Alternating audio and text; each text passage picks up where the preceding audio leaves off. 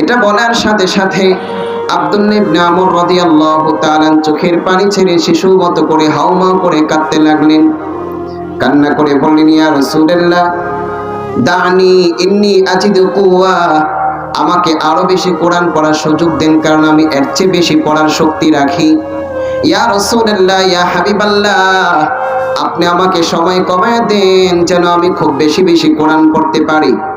রাসূল বললেন, ঠিক আছে, ইকরাহু ফি 20, তাহলে তুমি 1 মাসে নয় বরং 20 দিনে 1 খতম কোরআন পড়বে। কত দিনে?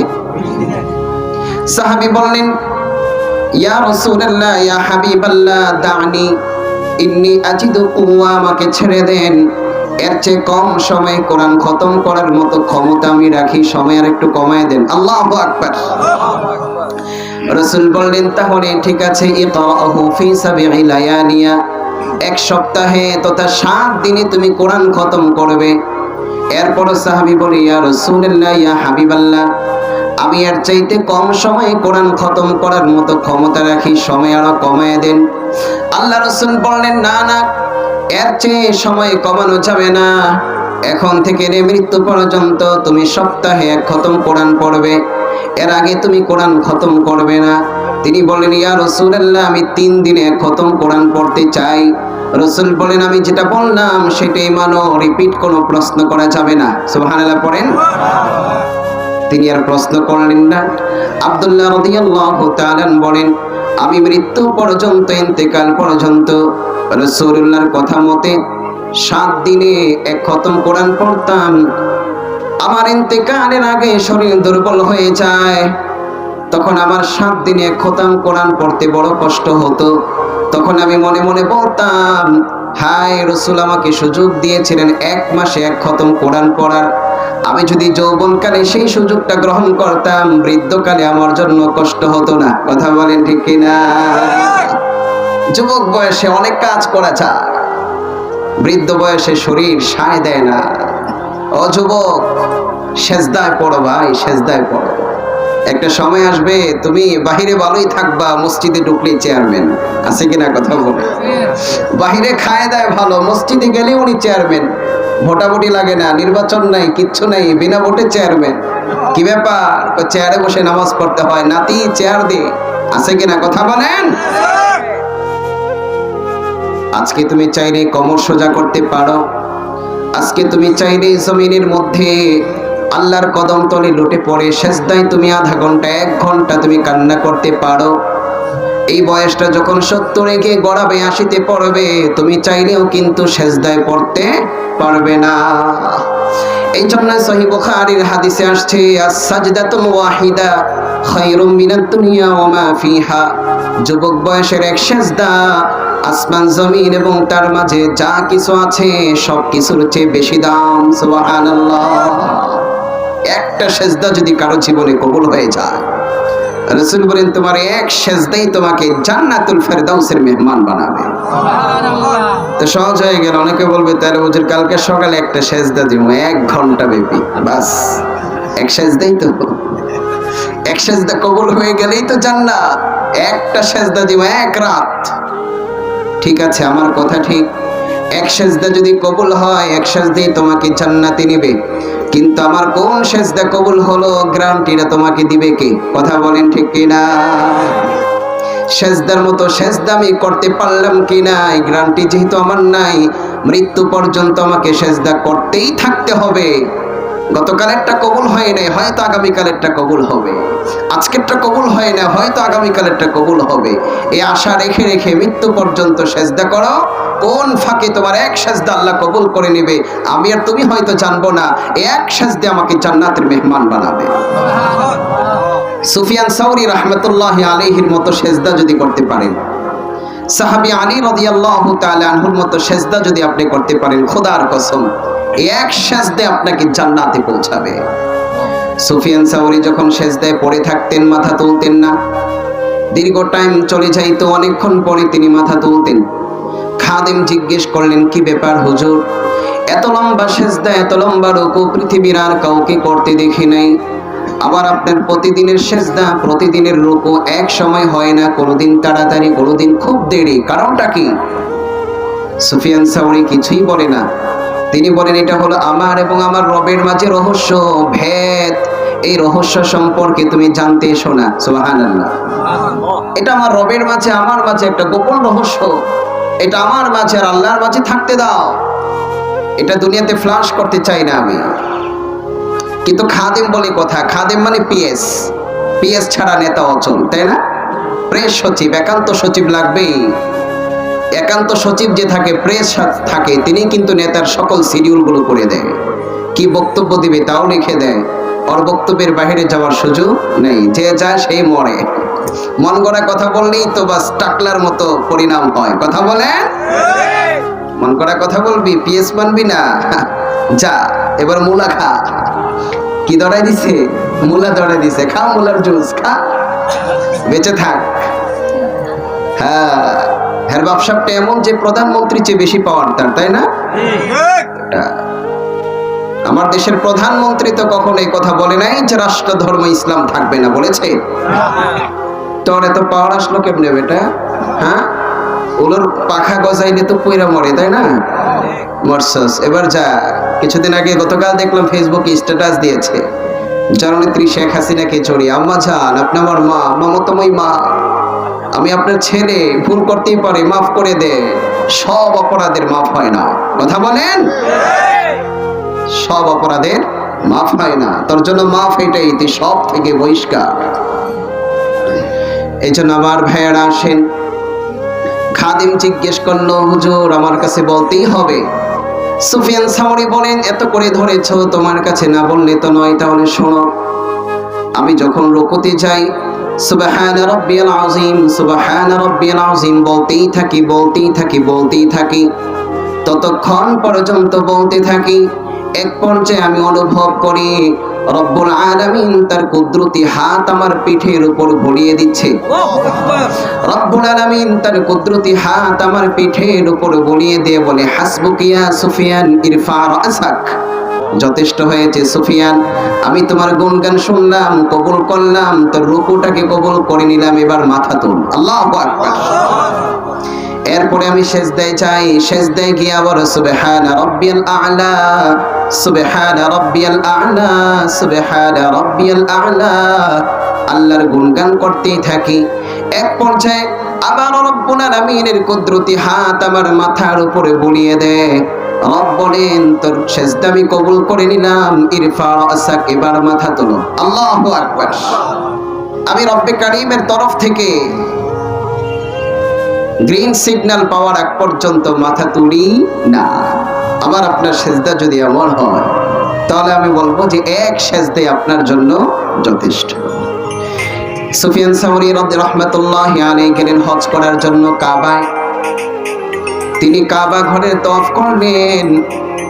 রাতের আধারে তিনি ভাবলেন কাবা ঘরের সামনে তিনি 2 রাকাত নফল নামাজ পড়বেন। হাজরে আসওয়াদকে সামনে রেখে, কাবা ঘরকে সামনে রেখে 2 রাকাত নামাজ পড়বেন। তিনি একটা নির্জন একটা সময় তালাশ করলেন, পেয়েও গেলেন। তিনি কাবা ঘরকে সামনে রেখে রুকনি ইয়ামানির সামনে আল্লাহু আকবার বলে নামাজে দাঁড়িয়ে গেলেন। এদিকে সুফিয়ান সাউরি রাহমাতুল্লাহি আলাইহির এক দুশমন সুফিয়ান সাউরিকে একটু ক্ষতি করার জন্য সেই সুযোগ খুঁজতেছিল, সুযোগ পায় না। সে জানে সুফিয়ান সাউরি যখন নামাজে দাঁড়িয়ে যায়, দুনিয়ার সব কিছু সে তালাক দিয়ে এক আল্লাহর জন্য সে হয়ে যায়। তাকবীরে তাহরিমা, আমরা যে প্রথম তাকবীরটা দিই, নাম কি? তাহরিমা শব্দের অর্থ কি? হারাম করে দেওয়া। এই তাকবীরে তাহরিমা মানে তুমি এখন দুনিয়ায় থেকেও দুনিয়ার কেউ না, দুনিয়ার সব হারাম। এখন তোমার সামনে আছে সির্ফ আল্লাহ। আনতা আবুদাল্লাহ কাআন্নাকা তারা ফাইন লাম তাকুন তারা ফাইন্নাহু ইয়ারাক। তাকবীরে তাহরিমা, দুনিয়ার সব হারাম করে দাও। তোমার সামনে আল্লাহ আছে, ডান পাশে আছে জান্নাত, বাম পাশে জাহান্নাম, দাঁড়িয়ে আছো পুলসিরাতের উপরে। এইভাবে নিজেকে উপস্থিত করে নামাজে দাঁড়াও, সব হারাম করে দাও। আমরা কি পেরেছি এখনো পর্যন্ত এই মানসিকতা নিয়ে নামাজ পড়তে? তো কিভাবে আপনি আত্মতৃপ্তিতে ভোগেন যে নামাজ বহুত হয়েছে, জান্নাতে যাওয়ার জন্য না, ফাল লাগবে না, বাস ক্ষান্ত করো। পেরেছেন আপনি এইভাবে নামাজ পড়তে? সুফিয়ান সাউরি দাঁড়িয়ে গেলেন, দুনিয়ার সবকিছুকে তালাক দিয়ে দিলেন। ওই দুশমন জানে সুফিয়ান সাউরি যখন নামাজে দাঁড়ায় দুনিয়ার কোনো সোদবোধ থাকে না। বিশেষ করে তিনি যখন সেজদায় যায়, তিনি নিজের এই নিম্ন জগৎ থেকে ঊর্ধ্ব জগতে পৌঁছে যায়। আল্লাহু আকবার। এই নিম্ন জগৎ থেকে তিনি ঊর্ধ্ব জগতে পৌঁছে যায়। সুফিয়ান সাউরি যখন সেজদায় পড়লেন, ওই দুশমন ধারালো একটা চাকু এনে এক পায়ের 5টা আঙ্গুল কেটে ফেললেন, আরেক পায়ের 2টা আঙ্গুল কেটে ফেললেন, টোটাল 7টা আঙ্গুল কেটে ফেললেন। আল্লাহর কসম, সুফিয়ান সাউরি সেজদায় পড়ে আছে, আঙ্গুল কেটেছে, তার কোনো অনুভব হয় না। তিনি বুঝতেই পারলেন না তার আঙ্গুল কেটে ফেলা হয়েছে। যথারীতি বৈঠকে বসলেন, ডানে বামে সালাম ফেরালেন। সালাম ফেরানোর পরে তিনি দেখে তার শরীরে রক্ত, কাপড়ে রক্ত, নিচে রক্ত। তিনি বলতেছেন রক্ত আসলো কোত্থেকে? আরেকজন এসে চোখের পানিগুলো ছেড়ে দিয়ে বলল, হযরত আপনি কি মানুষ নাকি আর কিছু? আমাদের চোখের সামনে দেখলাম এক দুশমন এসে আপনার এক পায়ের 5টা আঙ্গুল, আরেক পায়ের 2 আঙ্গুল, টোটাল 7টি আঙ্গুল কেটে নিয়েছে। আপনি কি টের পান নাই? তিনি বললেন, আরে ভাই, এটা টের পাওয়ার কি আছে? মানুষ যখন সেজদায় যায় তখন তার গলাও যদি 100 বার কেটে ফেলে, সে আবার টের পায় কি করে? আল্লাহু আকবার। আর সেজদায় যাওয়ার পরে নখ কাটলো, আঙ্গুল কাটলো, সেটা তো অনেক দূরের ব্যাপার। গলা কেটে ফেললেও তো টের পাওয়ার কথা না, কারণ মানুষ যখন সেজদায় যায় সে তো এই জগতে থাকে না, ঊর্ধ্ব জগতে পৌঁছে যায়। আল্লাহু আকবার। আমার ভাইয়েরা, এই সেজদার ব্যাপারে রাসূল বলেছেন, সাজদাতুন ওয়াহিদা খায়রুম মিনাদ দুনিয়া ওয়া মা ফিহা। এমন এক সেজদার দাম, এক পাল্লায় যদি এমন এক সেজদা রাখা হয়, অপর পাল্লা আসমান জমিনের সব কিছু রাখা হয়, এক সেজদার পাল্লাই আল্লাহর কাছে ভারী হয়ে যায়। আল্লাহ আমাদেরকে এইভাবে সেজদা করার তৌফিক দেন, পড়ুন আমিন। কষ্ট হচ্ছে আপনাদের? আর অল্প কয়েক মিনিট চলবে। জি। আব্দুল্লাহ ইবনে আমর ইবনুল আস রাদিয়াল্লাহু তাআলা, তিনি সারা বছর সারাদিন নফল রোজা রাখতেন। আমার ভাই একটু খেয়াল করেন, সাহাবীরা কোথায়, আমরা কোথায়? কিছু শিখবেন আমার ভাই।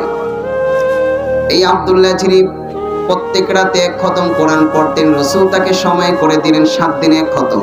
এর আগে 1 খতম কোরআন পড়া যাবে না। আবার রাসূল শুনলেন, ইয়া রাসূলুল্লাহ, তার রাতের শিডিউল দিয়েছেন, দিনের শিডিউলটা ঠিক করে দেন। সুবহানাল্লাহ পড়েন। সে তো কোরআন খতম করে রাতে, তো প্রতিদিন করতো 1 খতম, এখন 7 রাতে 1 খতম। তো রাতের শিডিউল তো ঠিক করে দিয়েছেন, এর দিনের শিডিউলটা ঠিক করে দেন। কারণ কি, তার স্ত্রী তো, তার ঘরে সন্তানাদি তো সবাই শুধু ওর জন্য কান্না করে, এই বাবার বাঁচবো না, এই স্বামী আর বাঁচবো না, এটা কঙ্কাল হয়ে যাচ্ছে, কি ব্যাপার? ও সে তো সারা বৎসর প্রতিদিন নফল রোজা রাখে। আল্লাহু আকবার। সে তো প্রতিদিন নফল রোজা রাখে, তাই নাকি? রাসূল ডাকলেন, ডেকে বললেন, কি ব্যাপার? যা শুনলাম তা ঠিক আছে? হ্যাঁ ইয়া রাসূলুল্লাহ, ঠিকই তো শুনেছেন। আল্লাহ রাসূল বললেন, না, এখন থেকে তুমি মাসে মাত্র 3টা রোজা রাখবা। আইয়ামে বীজের 3টা রোজা, চন্দ্র মাসের 13, 14, 15 আইয়ামে বীজের রোজা। আল্লাহ রাসূল প্রত্যেক মাসে 3টা রোজা রাখতেন। উম্মতে মুহাম্মাদি, আমার ভাইয়েরা, আমাদের যাদের পক্ষে সম্ভব হয় আমরা 3টা রোজা রাখার চেষ্টা করব। প্রত্যেক চন্দ্র মাসের 13, 14, 15 আইয়ামে বীজ, এই 3 রোজা আল্লাহ রাসূল মৃত্যু পর্যন্ত রেখেছেন। রাসূল বলেন, এখন থেকে প্রতিদিন নফল রোজা নয়, শুধু মাসে 3টা। হাওমাও করে কাঁদতে শুরু করেছে, ইয়া রাসূলুল্লাহ, ইয়া হাবিবাল্লাহ, না না, মাসে 3টা রোজা রেখে আমি থাকতে পারবো না, পরিমাণ আরো বাড়ায় দেন। আল্লাহু আকবার। রাসূল বললেন, ফাসুম বিখামসাতি আইয়াম, তাহলে মাসে 5টা। তিনি বলেন, ইয়া রাসূলুল্লাহ, ইন্নী আজিদু কুওয়া, আর একটু বাড়ায় দেন। রাসূল বললেন, সাবআতু আইয়াম, তাহলে মাসে 7টা। না ইয়া রাসূলুল্লাহ। রাসূল বললেন, 10, মাসে 10টা। না ইয়া রাসূলুল্লাহ। রাসূল বললেন, বুঝলাম তুমি বড় নাসর বান্দা, তোমাকে আমার ভাই দাউদ নবীর রোজার শিডিউলটাই দিতে হবে। সুবহানাল্লাহ পড়েন। দাউদ আলাইহিস সালাতু ওয়াস সালামের নফল রোজার একটা শিডিউল ছিল। তিনি একদিন রোজা রাখতেন, আরেকদিন পেট ভরে খাইতেন। আল্লাহু আকবার।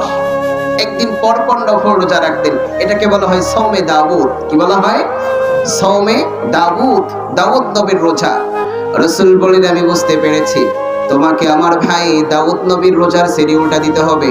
এখন থেকে সুম ইয়াওমান ওয়া আফতির ইয়াওমান, এখন থেকে তুমি একদিন রোজা রাখবা, আরেকদিন পেট ভরে খাইবা, একদিন পরে পরে নফল রোজা রাখবা।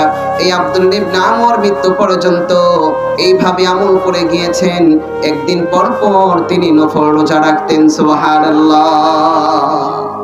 যারা সাহাবী ছিলেন জান্নাতের সার্টিফিকেট তারা পাবে না তো আমি আর আপনি পাবো? এই হলো সন্তান। ছেলে তার বাবাকে বোঝায়, বাবা এখনো কি সময় আসে নাই? বাবা আমর ইবনে আস বলে, হ্যাঁ আমার হৃদয় এটা প্রশস্ত হয়েছে, এই জগতে নবী মুহাম্মদের চেয়ে ভালো মানুষ আর হতে পারে না। আল্লাহু আকবার। আমাকে নিয়ে চলো, আমি এখনই রাসূলের হাতে হাত রেখে মুসলমান হয়ে যাব।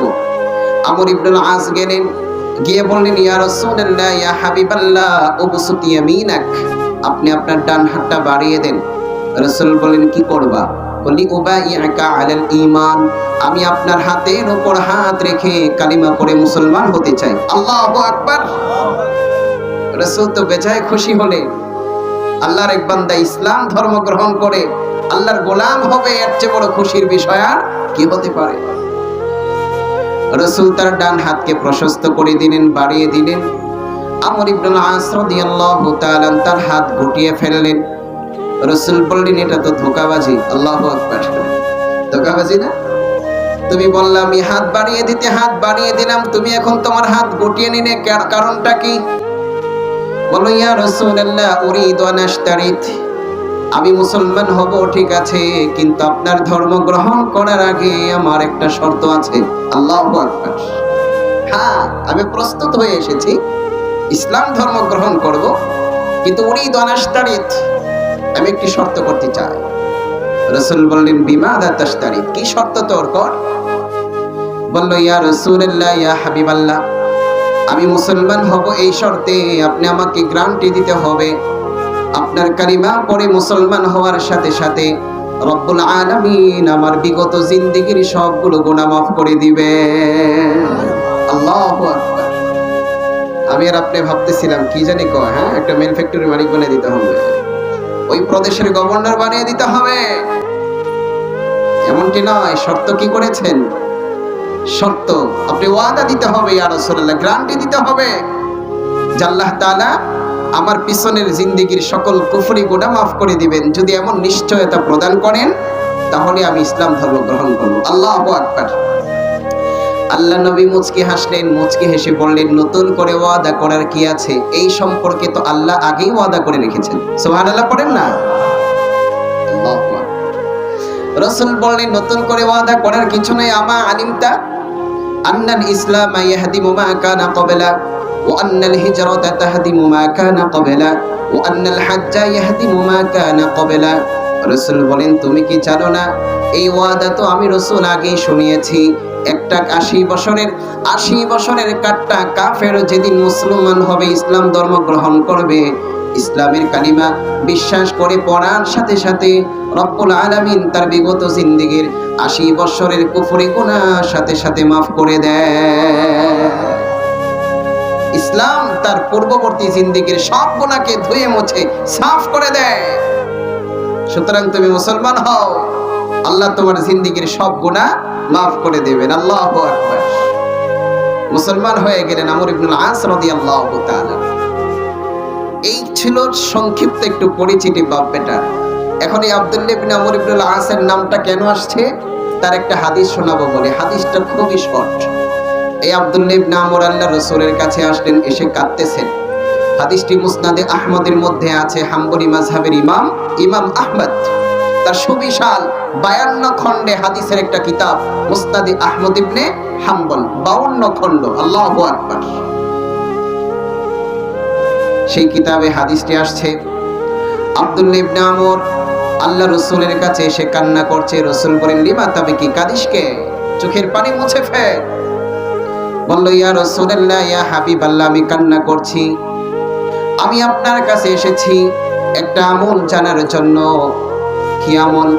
মাযা ইউনকিযুনি মিন গাযাবিল্লাহ, আমি জানতে চাই কোন আমলের মাধ্যমে, কোন জিনিসের মাধ্যমে আমি আমার নিজেকে আল্লাহর ক্রোধ থেকে, আল্লাহর রাগ থেকে বাঁচাতে পারি। আল্লাহর রাগ থেকে আমি কিভাবে নিজেকে বাঁচাতে পারি, আল্লাহর ক্রোধ থেকে, আল্লাহর গজব থেকে আমি আমার নিজেকে কিভাবে হেফাজত করতে পারি। কারণ যে মানুষের প্রতি আল্লাহ রাগ করবেন তার ঠিকানা জাহান্নাম, যার প্রতি আল্লাহ খুশি থাকবেন তার ঠিকানা হচ্ছে জান্নাত। তাহলে মেইন বিষয়টাই হচ্ছে আল্লাহর ক্রোধ এবং রাগ থেকে বেঁচে থাকা। মাযা ইউনকিজুনি মিন গযাবিল্লাহ, আমাকে কোন জিনিস আল্লাহর রাগ থেকে, ক্রোধ থেকে বাঁচাবে যদি আপনি বলতেন। রাসূল মুচকি হাসি দিয়ে বললেন, এটা তো সিম্পল। আল্লাহু আকবার। আর এটা সিম্পল কোশ্চেন, সাধারণ একটা প্রশ্ন, কাঁদবার কি আছে?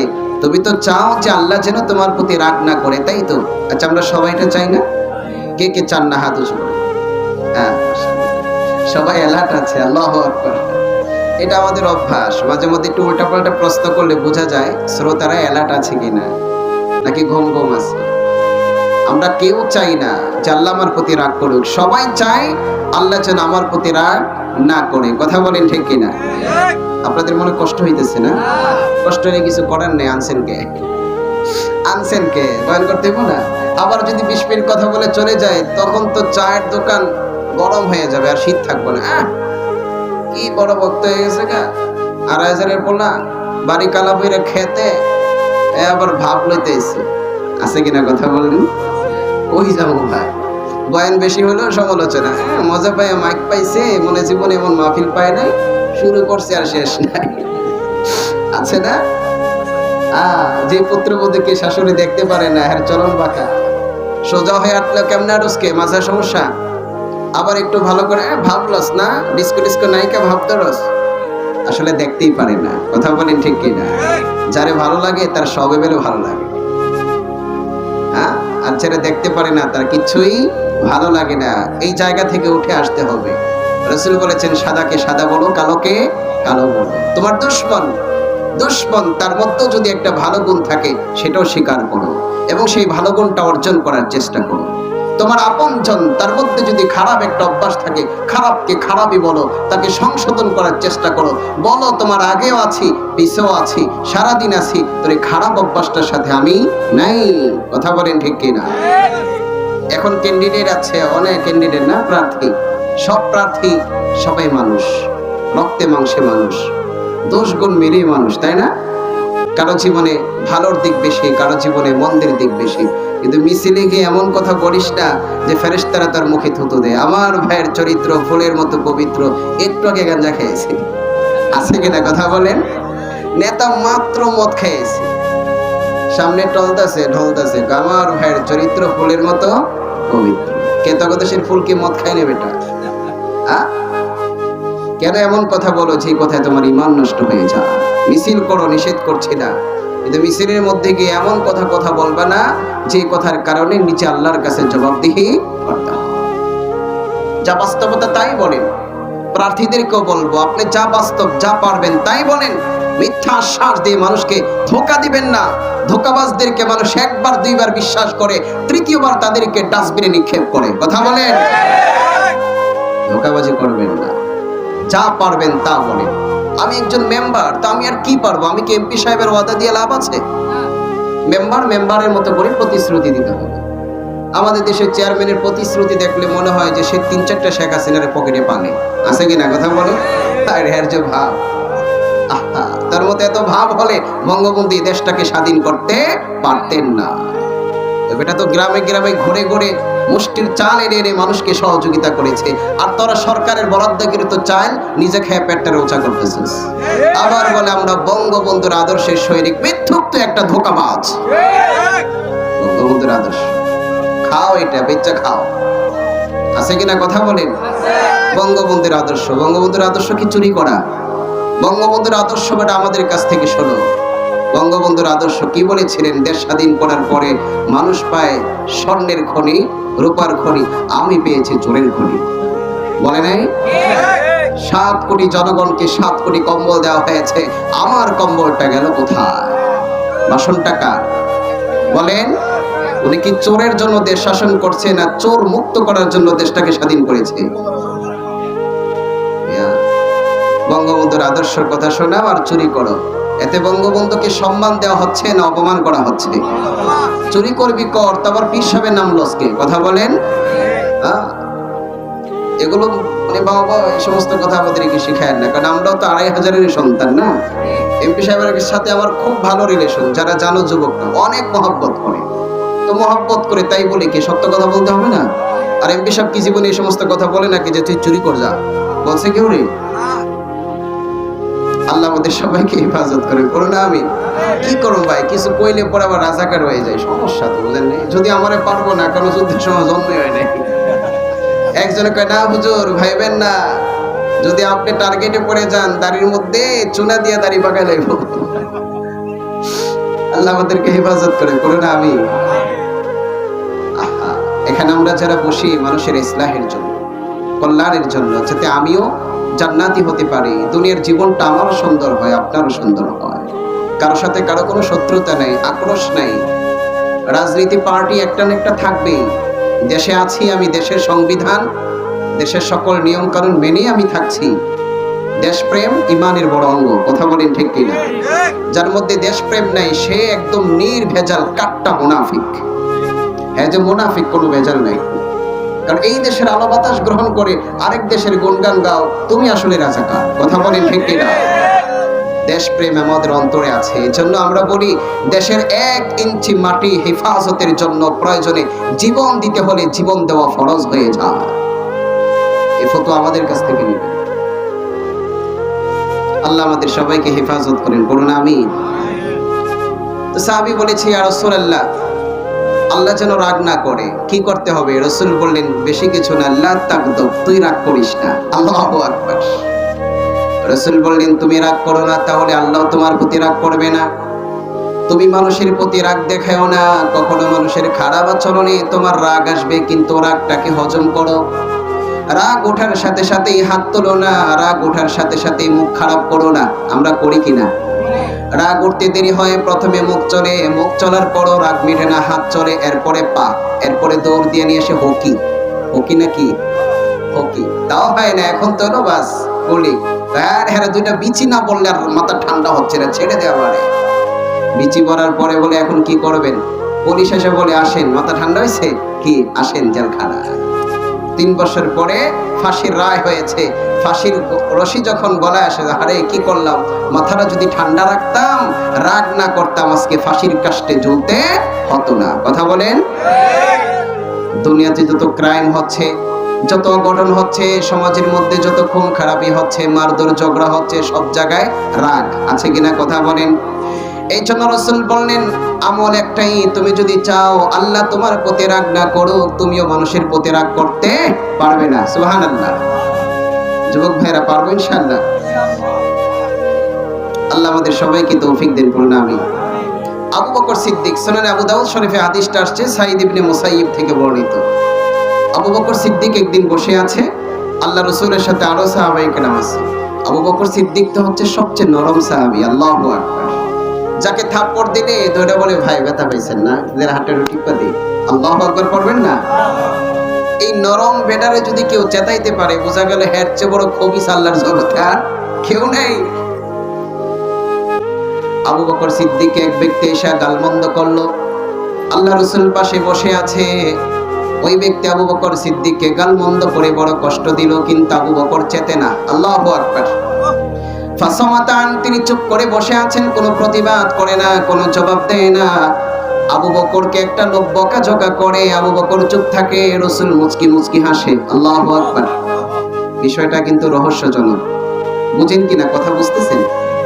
একজনে আবু বকরকে বকতেছে। আবু বকরকে রাসূলের সবচেয়ে কাছের, সবচেয়ে ক্লোজ ফ্রেন্ড, যেটাকে নোট ফ্রেন্ড বলে, হ্যাঁ, ওই বাল্যকালের বন্ধু, ন্যাংটাকালের বন্ধু, হ্যাঁ, একদম ন্যাংটাকালের বন্ধু, ফ্রেন্ড। আবার হচ্ছে জামাই শ্বশুরের সম্পর্ক। আল্লাহু আকবার। আবার রাসূলের পরে তিনি হবেন প্রথম খলিফা। রাসূল কখনো নামাজ পড়াইতে অপারগ হলে সেই জায়গায় আবু বকরকে দাঁড় করে ইমাম বানিয়ে দিয়েছেন। আল্লাহু আকবার। সে আবু বকরকে একজনে বকে, আবু বকর তো মগা মানুষ, চুপ করে থাকে, রাসূল তো কিছু বলেন আর মুচকি মুচকি হাসে। আল্লাহু আকবার। রহস্যজনক কিনা? হ্যাঁ, রহস্যটা আমরা পরে উদ্ঘাটন করছি। দেখেন রহস্যটা কোন জায়গায়। লোকটা বকাঝকা করে দেখছে, একতরফা তো আর কোনো খেলা যাবে না, জমে। আমাকে একজন বকতেছে, আমি চুপচাপ বসে বসে মুচকি মুচকি হাসলাম। 5 মিনিট পরে বললাম ভাই শেষ নাকি আরো কিছু বলবেন? সে একটা হাসি দিয়ে বলবে, কোন জায়গায় আসলাম, আসলে আপনি মানুষই না। আপনারে বকাঝকা না করে কলা গাছের লগে বসাইলো তো ভালো ছিল। ঠিক আছে, যা কলা গাছ নিয়ে বসা ইসলামের কাছে। সুম্মা আতাহু সানিয়া, এরপরে দ্বিতীয় আরেকজন এসে, সেও মগা মানুষ, নরম মানুষ, আবু বকরকে পেয়ে গালমন্দ শুরু করলো, কষ্ট দিতে লাগলো। আবু বকর সিদ্দিক তার ভাষায়, তার আচরণে কষ্ট পায়, কিন্তু কোনো প্রতিবাদ করে না। ফাসামাতান, চুপচাপ বসে আছে। আবু বকর কোনো প্রতিবাদ করে না, চুপচাপ বসে আছেন। আবার রাসূল মুচকি মুচকি করে হাসেন। আল্লাহু আকবার। দ্বিতীয় লোকটা অনেকক্ষণ পর্যন্ত চিৎকার চেঁচামেচি করে, গালমন্দ করে, একতরফা খেলা যাবে না, সেও চলে গেছে। সুম্মা আতাহু সালিসা, একটু পরে তৃতীয় আরেকজন আসছে। 3 নম্বর ব্যক্তি সে যখন আবু বকর সিদ্দিককে গালমন্দ করেছে, বললাম নরম মানুষকে বারবার বারবার বারবার যদি কষ্ট দেয়, নরম মানুষেরও কিন্তু মুখে ভাষা ফুটে যায়। কথা বলেন ঠিক কিনা? আবু বকর সিদ্দিক আর নিজেকে নিয়ন্ত্রণ করতে পারলেন না। তিনি নম্র ভাষায়, ভদ্র ভাষায়, শালীন এবং মার্জিত ভাষায় ফান্তাসারান, তার 2-1 কথার প্রতিবাদ করলেন। বকা তো দিলেন না। গালমন্দ কাকে বলে আবু বকর জীবনে জানতেন না, শিখেনও নাই, বলেনও নাই। আল্লাহু আকবার। জীবনে কোনোদিন বকাঝকা কাকে বলে আবু বকর সিদ্দিকের জবান থেকে আসে নাই। তিনি শালীন ভাষায়, ভদ্র ভাষায়, নম্র ভাষায় একটু প্রতিবাদ করলেন যে, ভাই কি হয়েছে, তুমি আমাকে কেন বকছো, এত রাগ করছো কেন, এই টাইপের 2-4টা কথা বলছে। আবু বকর প্রতিবাদ করতে দেরি হয়। আমার নবী এখন আর হাসে না, চেহারাটা কালো হয়ে যায়, বসা ছিলেন, দাঁড়ায় যায়। আবু বকরের প্রতি রাগান্বিত হয়ে রাসূল দাঁড়িয়ে গেলেন। আবু বকর দাঁড়িয়ে বললেন, কি ব্যাপার ইয়া রাসূলুল্লাহ, আওয়াজাত্তা আলাইয়া ইয়া রাসূলুল্লাহ, আপনি কি আমার প্রতি রাগ করলেন? আপনার হাবভাবে তো বোঝা যায় আপনি আমার প্রতি রাগ করেছেন। ইয়া রাসূলুল্লাহ, প্রথম ব্যক্তি এসে আমাকে গালমন্দ করলো, আমি কোনো প্রতিবাদ করলাম না, ভাবলাম আপনি প্রতিবাদ করবেন, প্রতিবাদ তো করলেনই না, বরং মুচকি মুচকি করে হাসলেন। ইয়া রাসূলুল্লাহ, দ্বিতীয় আরেকজন ব্যক্তি এসে আমাকে গালমন্দ করে কষ্ট দিল, আমি প্রতিবাদ করলাম না, আপনি তখনও প্রতিবাদ না করে মুচকি মুচকি করে হাসলেন। তৃতীয় ব্যক্তি এসে যখন আমাকে গালমন্দ করলো, আমার ধৈর্যের সীমারেখা পার হয়ে যাওয়ার পরে আমি নম্র ভদ্র শালীন মার্জিত ভাষায় সীমারেখার ভিতরে থেকে 1-2 কথায় প্রতিবাদ করলাম। এতে আপনি কেন ক্ষেপে গেলেন? আপনি তাদের প্রতি রাগান্বিত না হয়ে আমার প্রতি কেন রাগান্বিত হলেন? কারণটা কি জানতে পারি ইয়া রাসূলুল্লাহ?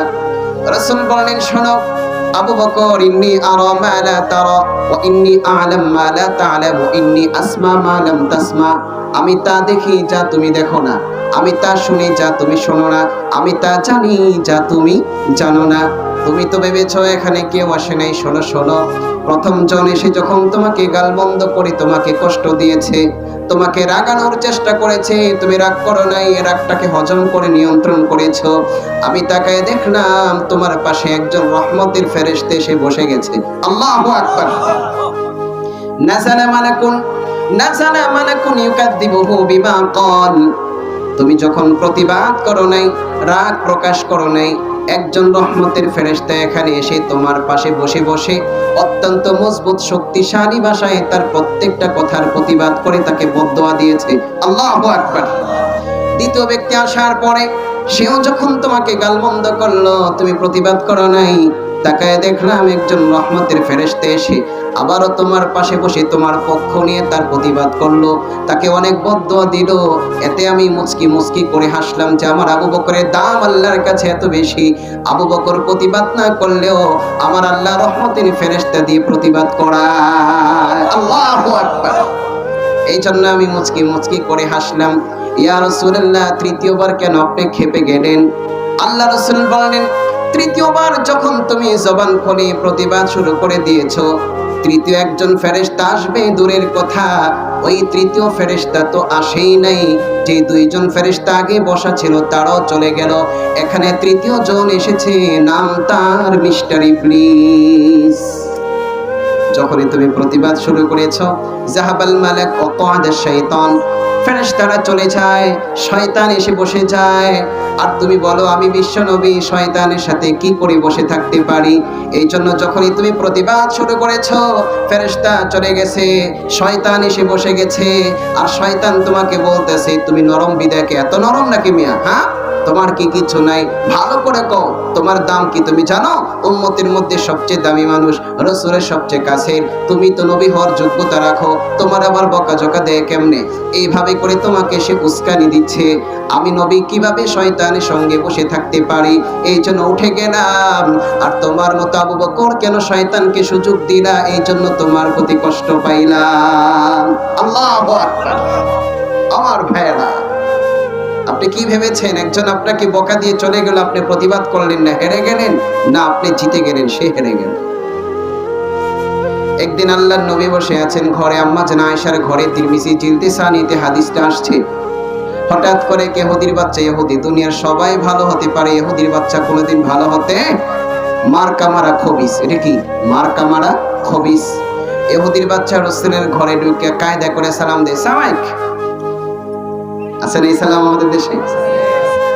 খুব শিক্ষিত যুবক যারা, নিজেদেরকে খুব আটা মডার্ন মনে করে, ওরা সালাম দ্বারা খুব স্ত্রী করে, লন্ডি করে, সালামালাইকুম সালামালাইকুম। আছে কিনা কথা বলেন? এটা কি বলে, কি বলে এটাকে? পেস্ট্রিজ আছে না, সালামালাইকুম সালামালাইকুম হুজুর, কেমন আছে? সালামালাইকুম। কি ভাই, সব কথা স্পষ্ট, এই জায়গাও স্পষ্ট। কে ইজ দ্য ফ্যাশন, এটা বিগ ফ্যাশন। আহা, রাসূলের সুন্নাতটাকে ফ্যাশন বানাই দেই, তার বাপদাদার সম্পত্তি বেটা সালাম।